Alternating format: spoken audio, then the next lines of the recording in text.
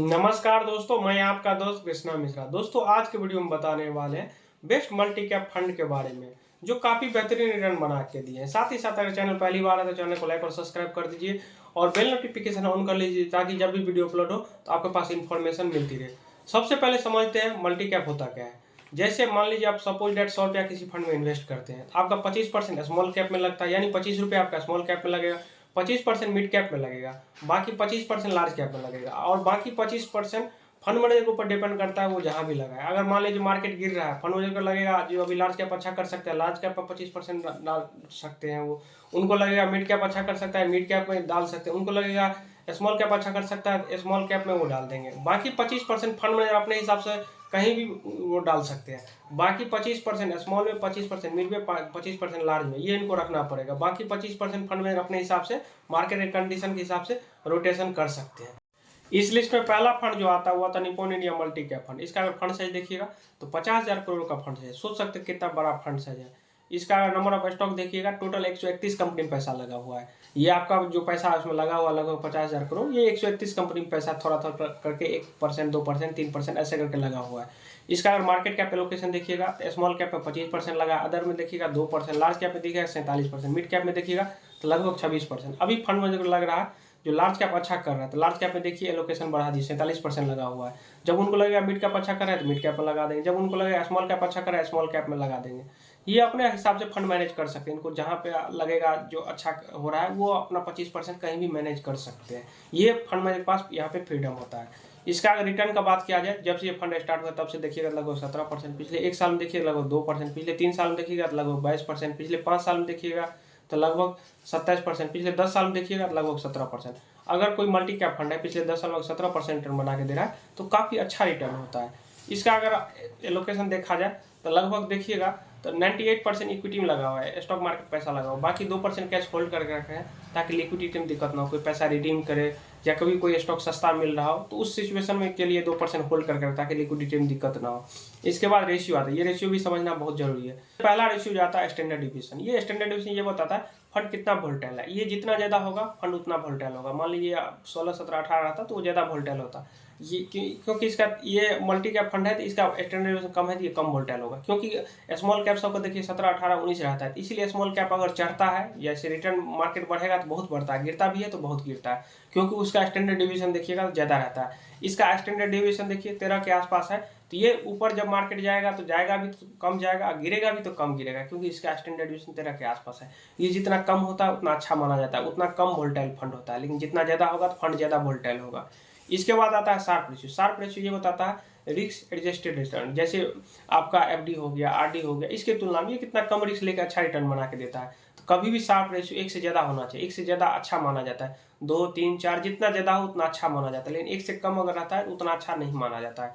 इसके बाद आता है अल्फा। अल्फा ये बताता है ये फंड बेंचमार्क की तुलना में कितना ज़्यादा रिटर्न बना के देता है। अल्फा कभी भी निगेटिव नहीं हो जाए, निगेटिव होता है इसका मतलब वो बेंचमार्क को बीट नहीं कर पा रहा है। बेंचमार्क को बीट नहीं करेगा तो हम यहाँ पे एक्सपेंस रेशियो क्यों दे रहे हैं। इसके अच्छा इंडेक्स फंड में चले जाएंगे जिसमें एक्सपेंस रेशियो सब नहीं लगता है, क्योंकि वहाँ पे फंड मैनेजर वगैरह नहीं रहता, फंड मैनेजर का कोई रोल नहीं रहता है।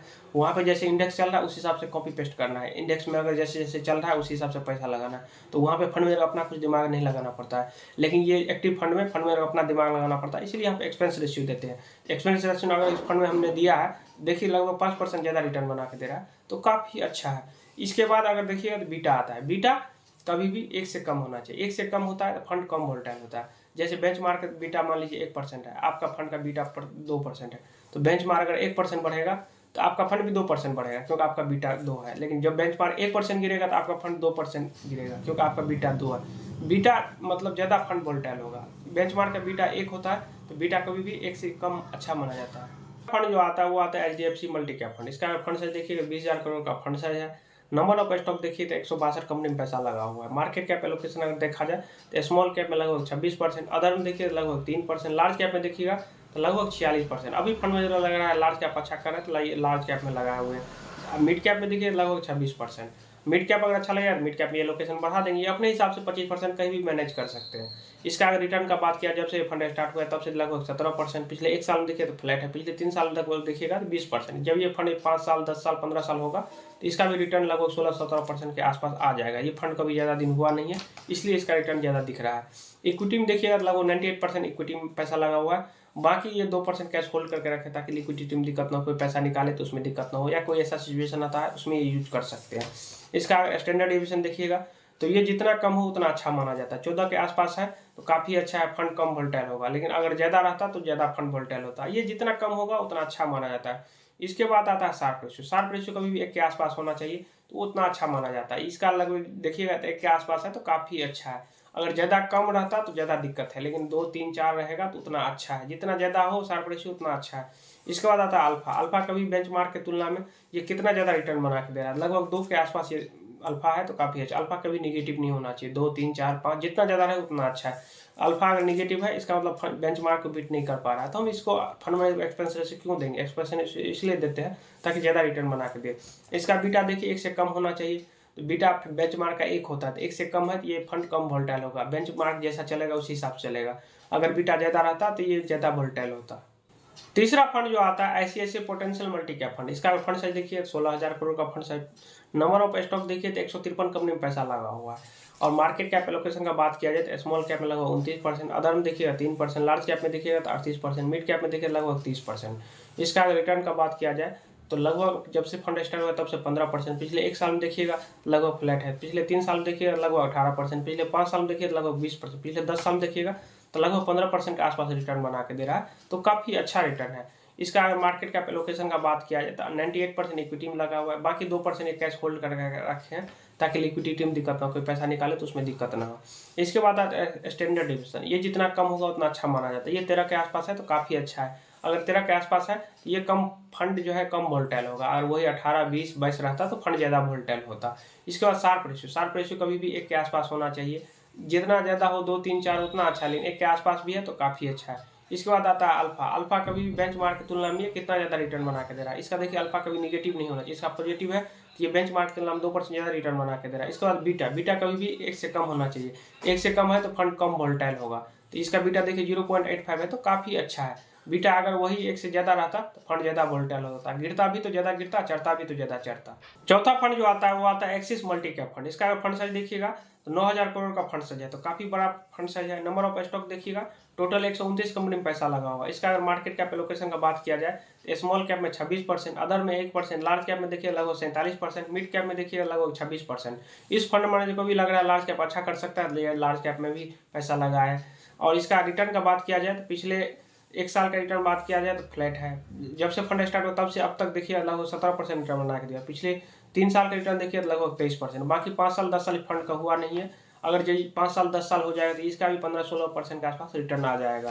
इसका अगर इक्विटी में बात किया जाए तो 98% जो है रुपया लगभग इक्विटी में लगा हुआ है, बाकी लगभग 2% जो है ये कैश होल्ड करके रखे ताकि लिक्विडिटी में दिक्कत ना हो, या कभी मार्केट में ऐसा सिचुएशन है तो उस टाइम ये पैसा यूज कर सकते हैं।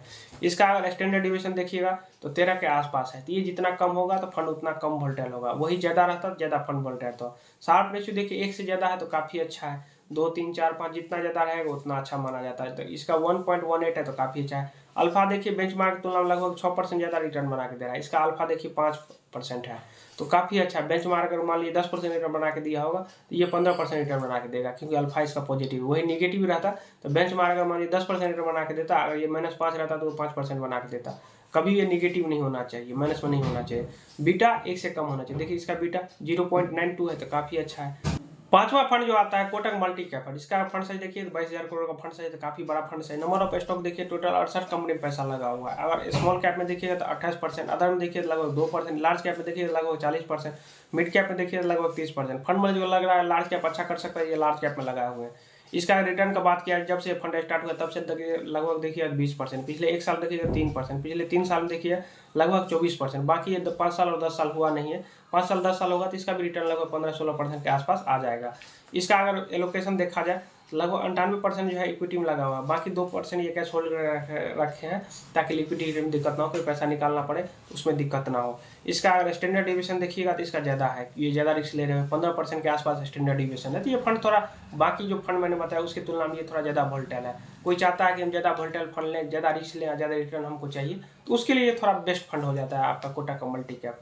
तो इस हिसाब से अगर स्टैंडर्ड डिविएशन इसका देखिए 15 के आसपास है, तो जो रिस्क लेना चाहता है, एग्रेसिव रिस्क लेना चाहता है, जो हमको ज़्यादा रिटर्न चाहिए, ज़्यादा रिस्क भी ले सकते हैं, तो उसके लिए काफ़ी बेस्ट फंड है। 15 के आसपास है तो ठीक है, कोई दिक्कत नहीं है। शार्प रेशियो 1.15 है, एक से ज़्यादा है तो काफ़ी अच्छा है, क्योंकि शार्प रेशियो जो है इस एडजस्टेड रिटर्न है, एफडी आरडी उसके तुलना में इतना कितना कम रिस्क लेके अच्छा रिटर्न बना के दे रहा है।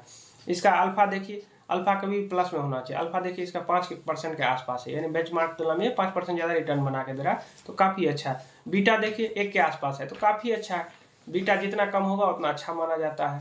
तो उम्मीद करते हैं वीडियो आपको पसंद आया। वीडियो पसंद आया चैनल को लाइक और सब्सक्राइब कर दीजिए। अगर आपके पास कोई क्वेश्चन हो तो कमेंट करके पूछ सकते हैं। ये वीडियो केवल एजुकेशनल पर्पज से बनाया गया था। आप कोई